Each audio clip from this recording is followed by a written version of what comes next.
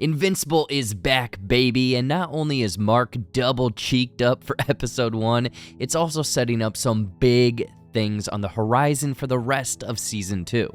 So in this video, we're going to be covering everything, character backstories, comic differences, and other teases that may be setting things up down the road.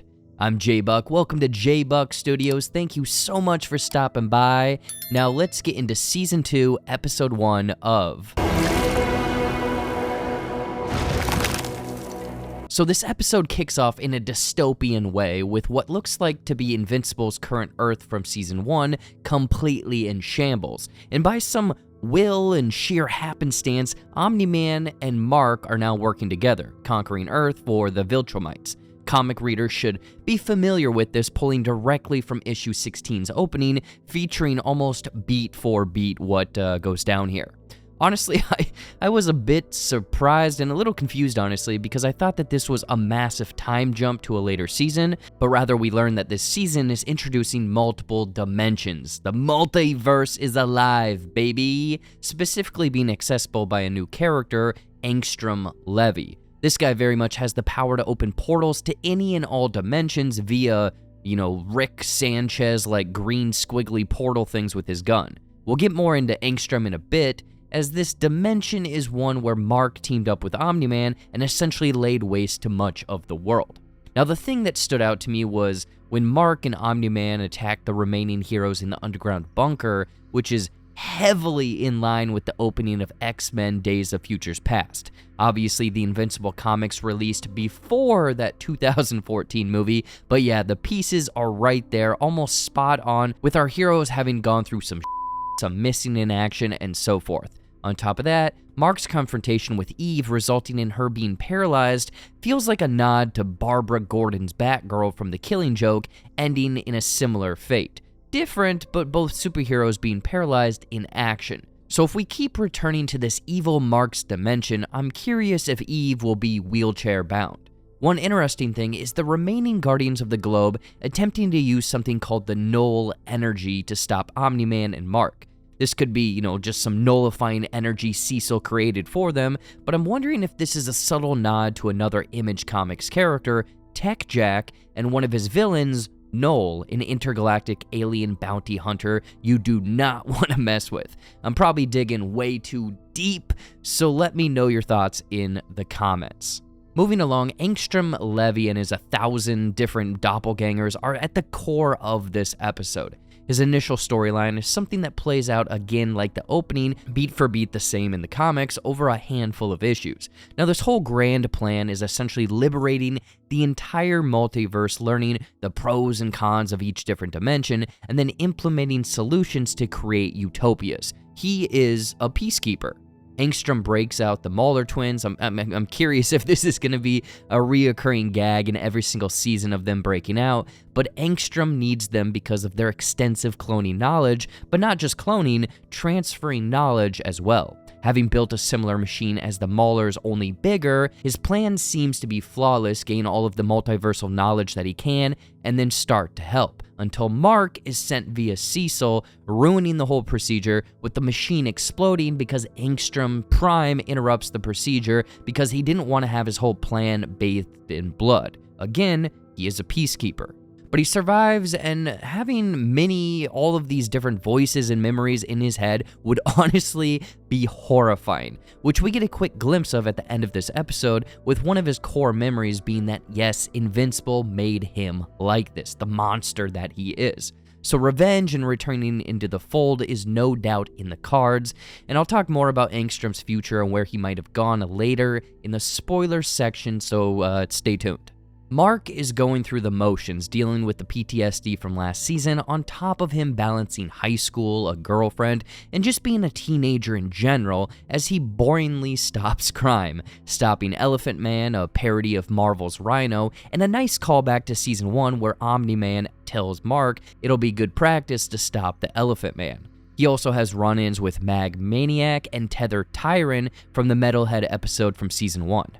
I think the biggest hint of Mark's trajectory is the Radiohead song Karma Police that plays while he's, crime fighting. The song portrays the idea that individuals must face the repercussions of their wrongdoings and eventually being held accountable for their actions, meaning those PTSD flashbacks are his way of alluding to him getting revenge on his father, Omni-Man. But in doing so, this could lead Mark on an unjust path, a mentality of an eye for an eye, which is honestly a step closer to him becoming like his father rather than a step towards being a good-hearted hero. Heading into the Guardians of the Globe storyline, their altercation with the Giant is a sloppy one, but they definitely get the job done. Funny enough, in this fight, the Giant goes on about being the President of America and an astronaut, with Rex Splode joking that this sounds like a child and Robot confirming via the Giant's speech patterns that this is true. Well, in the comics, the Giant is actually an 8-year-old boy who fell through a mystic portal and then was enchanted by an evil wizard to use the Giant as a pet and weapon against his enemies.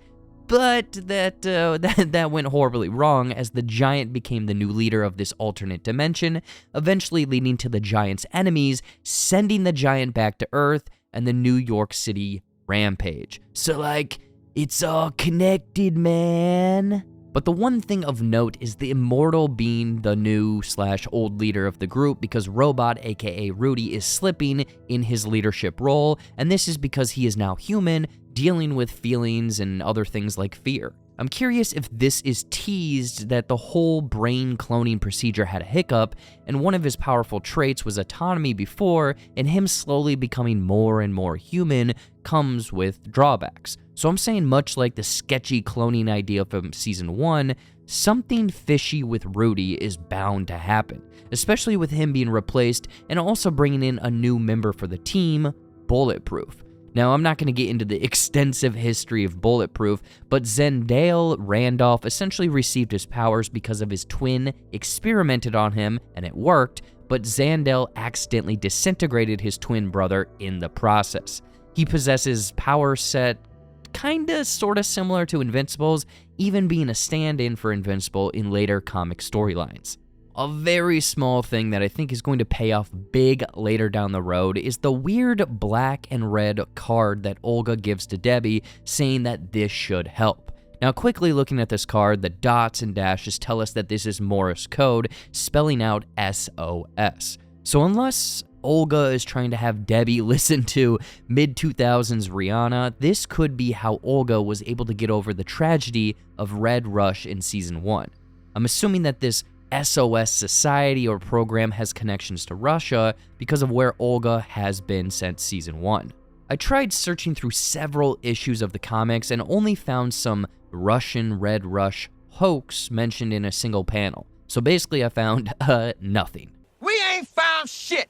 This is no doubt going to be something that comes back in the future, with Debbie maybe being lured somewhere and Mark having to save her. Honestly, I do not know, so please let me know your theories on this mysterious SOS card. Now, I want to get into some similarities and further things in the comics relating to Angstrom Levy, so this is your potential spoiler warning for future episodes of this series. So like and subscribe. We'll see you in the next one if you don't want these spoilers. Okay, so first I want to touch on the remaining Mauler twin. In the comics, this one is eventually called King Mauler because of his disfigurement, and when cloning, the two of them can obviously tell which one the original one is, meaning that this definitely throws a monkey wrench into the hierarchy of the twins being equals. I'll stop there, but this will be interesting to say the least, depending on how the show handles it. Angstrom Levy, on the other hand, is a major villain in the arc of Invincible, seeking nothing but revenge against Mark, leaving the explosion site to a different dimension, visiting a race called the Technicians to patch him up because their medical advancements dwarfed that of Earth's. Granted enhanced strength, durability, and intellect on top of his interdimensional portals.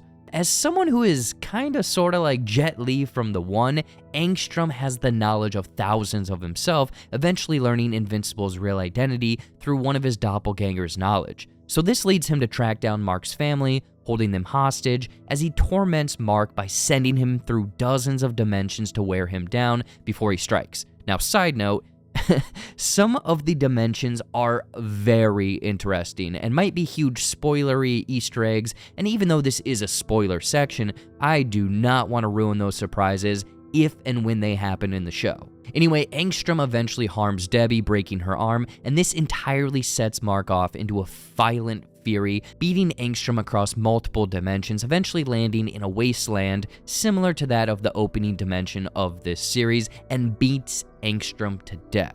This is a big moment because this is a huge red flag to Mark about him slowly following down the same path of his father, even saying to himself, "I thought you were stronger."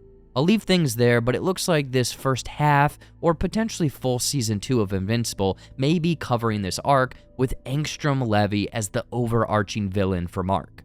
I personally think that this is a great start to season 2. They're really setting up some big, moving pieces, and I'm excited to see where things go. Big thumbs up from me so far, and I loved the fake-out teases of characters setting up the Invincible title drop, only for it to not to happen. No way he lives up to his name. He's definitely not invincible. Huh.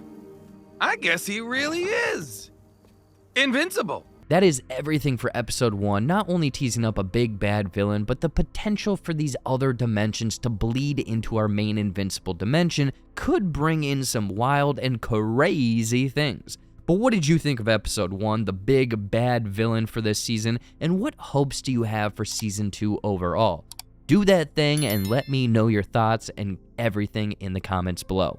Anyway, this month, we're going to be taking a break from giveaway competitions, but the winners of our last Across the Spider-Verse giveaway are on screen right now. So if that's you, message me on Twitter, Instagram, or Facebook at my respective handle. And if you haven't, please check out all of my other social media accounts for my Shorts and Clips YouTube channel, TikTok, Instagram, Facebook, everything. This will be your home for Invincible videos, so please subscribe to stay up to date on everything. Thank you again so much for watching. I gotta go watch the finale of Gen V now, so bye-bye, everyone.